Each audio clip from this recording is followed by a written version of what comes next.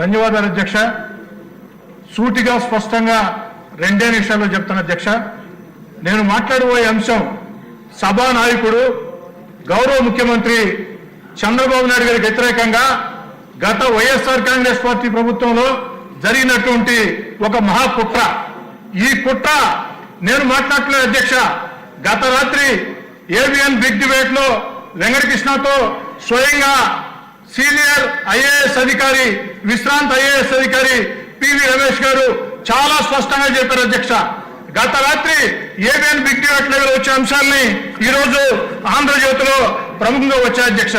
దీంట్లో పివి రమేష్ గారు చెప్పినటువంటి మాట ఏమిటంటే, నేను ఏనాడు కూడా స్కిల్ డెవలప్మెంట్ కేసులో పొరపాటు జరిగింది అని చెప్పలేదు.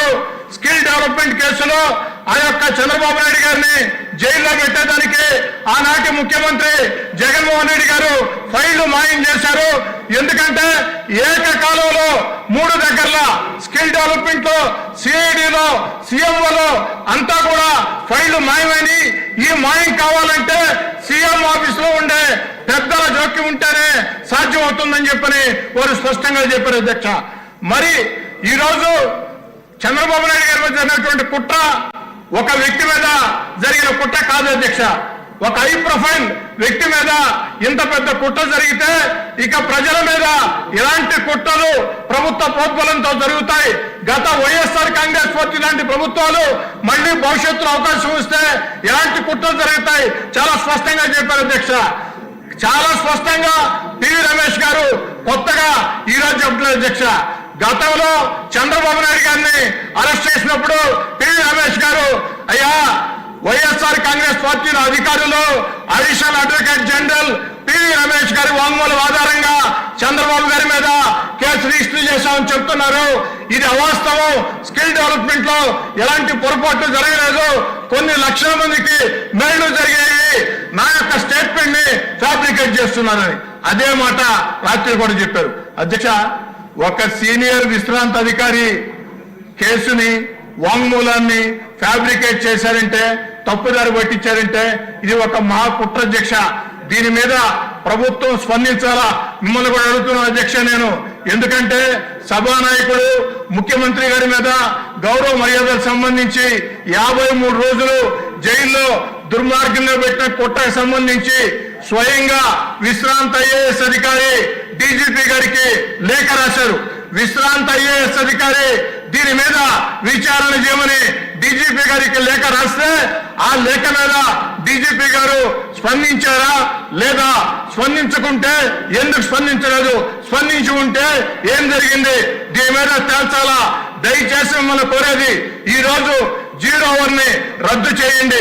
0 అవర్ ని రద్దు చేసి సభలో ఉన్నటువంటి సభ్యుల అందరి అభిప్రాయాలు తెలుసుకోండి. ఇది చాలా ముఖ్యమైన అంశం. ఒక విశ్రాంత ఐఏఎస్ అధికారి స్వయంగా మీడియా ముందుకు వచ్చి చెప్తున్న మాట వారు కొత్తగా ఇప్పుడు చెప్పే మాటలు కాదు, ఆనాడే చెప్పి ఉన్నారు. అధ్యక్ష దీన్ని సీరియస్ గా తీసుకోవాలని కోరుకుంటూ సెలవు తీసుకుంటూ ఉన్నాను. 0 అవర్ కంటిన్యూ అవుతుంది. ఇది చాలా ఇంపార్టెంట్ సబ్జెక్ట్ కాబట్టి దాన్ని సెపరేట్ గా డీల్ చేద్దాం. దానికి 0 అవర్ ని క్యాన్సిల్ చేసేసి చేయవలసిన అవసరం.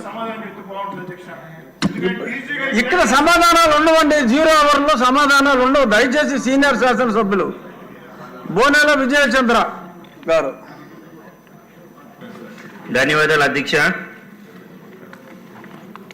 మీ ద్వారా గౌరవ విద్యాశాఖ మంత్రి గారికి పార్వతీపురం డిస్టిక్ అంకా నుంచి ఒక పీజీ కాలేజ్ కోసం ఎప్పటి నుంచో డిమాండ్ ఉంది.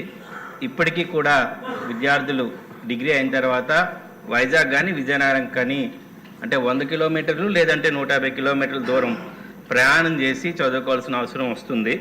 దాన్ని పీజీ కాలేజు ప్రాధాన్యతని, ఆవశ్యకతని గుర్తించాల్సిందిగా మీ ద్వారా మంత్రి గారికి తెలియజేస్తున్నాను. అలాగే మా నియోజకవర్గంలో బలిజుపేట అనే మండలం హెడ్ క్వార్టర్స్ నుంచి 70 కిలోమీటర్ల దూరం ఉంది. అక్కడ కూడా ఒక డిగ్రీ కాలేజ్ ఆవశ్యకతని మీ ద్వారా మంత్రి గారికి తెలియజేస్తున్నాను.